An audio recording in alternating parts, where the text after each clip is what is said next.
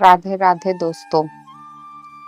आज का विषय बहुत ही गहन चिंतन करने का है।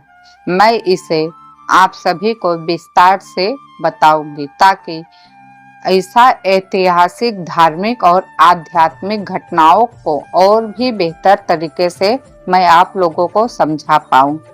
तो दोस्तों, आप लोग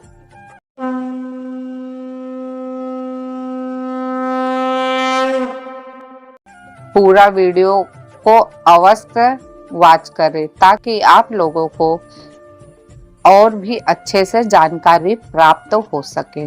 सनातन धर्म में महाकुंभ का महत्व केवल धार्मिक नहीं बल्कि एक गहन आध्यात्मिक और वैज्ञानिक दृष्टिकोण से भी अत्यंत महत्वपूर्ण है। 144 वर्ष के बाद आने वाला इस अद्भुत महाकुंभ को केवल एक धार्मिक आयोजना के रूप में नहीं देखा जाना चाहिए। यह प्राकृतिक, ब्रह्मांडीय घटनाओं और मानव चेतना के बीच के गहरे संबंध को प्रकट करता है। महाकुंभ का आयोजन तब होता है जब सूर्य, चंद्र और बृहस्पति एक विशेष खगोलिक स्थिति में होते हैं।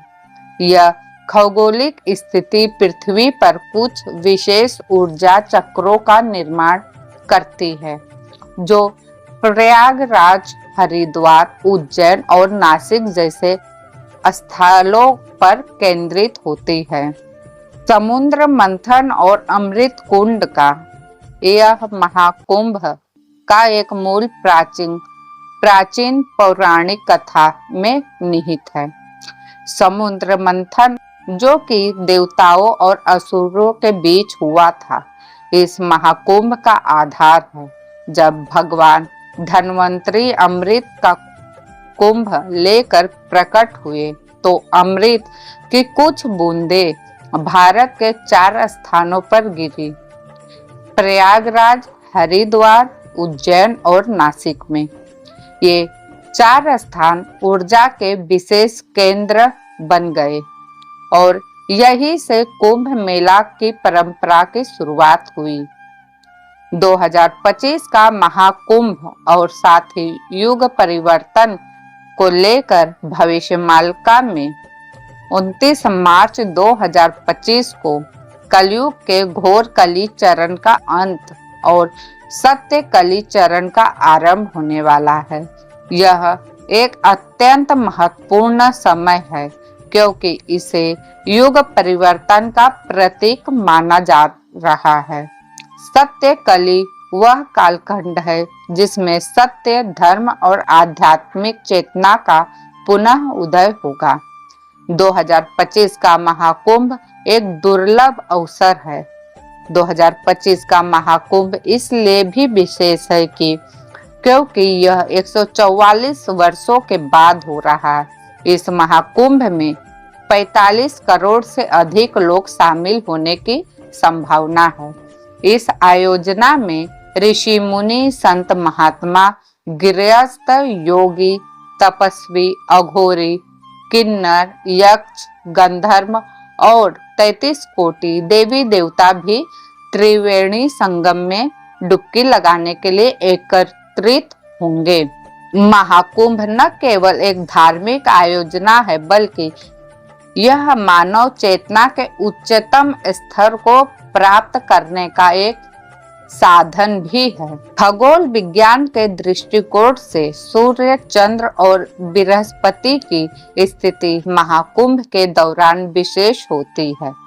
इस दौरान पृथ्वी पर ऊर्जा का प्रवाह अत्यधिक होता है। यह ऊर्जा मनुष्य के आत्मिक विकास और आत्म साक्षात के लिए अनुकूल वातावरण बनाती है।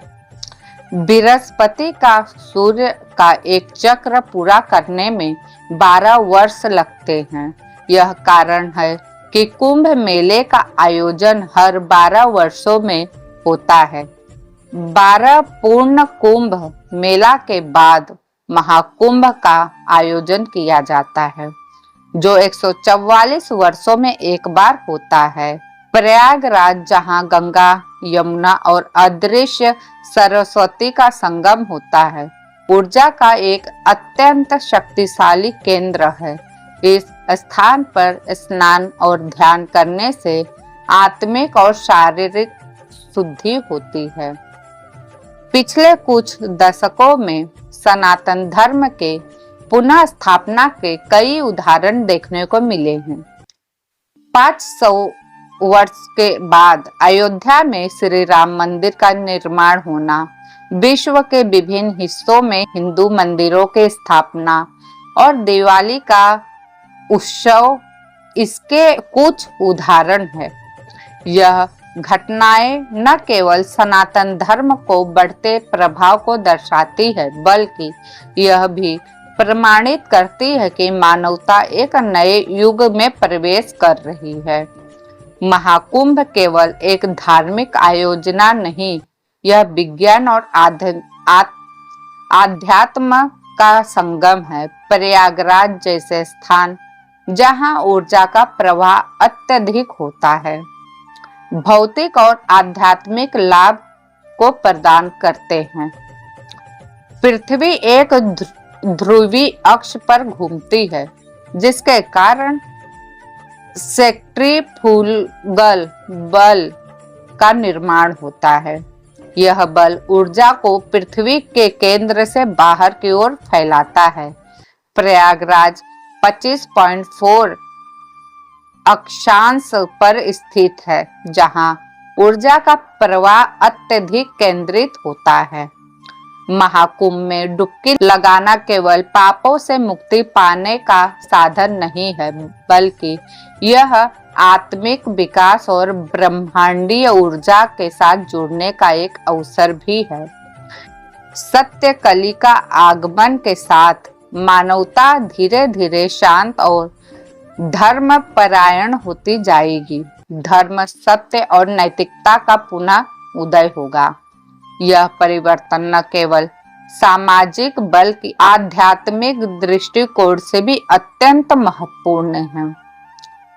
महाकुंभ केवल एक धार्मिक आयोजना ही नहीं, बल्कि यह ब्रह्मांडीय ऊर्जा, मानव चेतना और धर्म का एक अद्वितीय संगम है।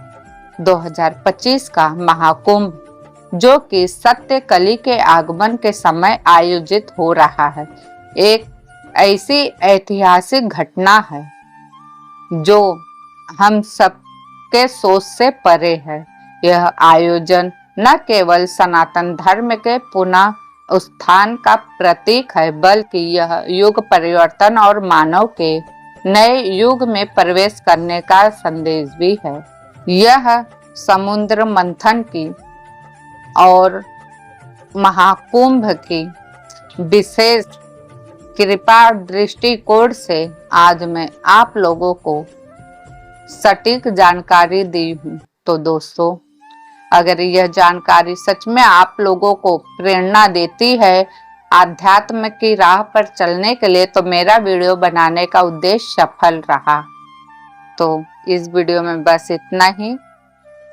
ऐसे ही वीडियो देखने के लिए आप हमारे चैनल को लाइक, शेयर, सब्सक्राइब अवश्य कीजिएगा। फिर मिलती हूँ नई वीडियो में नई जानकारी के साथ। तब तक के लिए धन्यवाद। जय श्री कृष्णा, जय जगन्नाथ।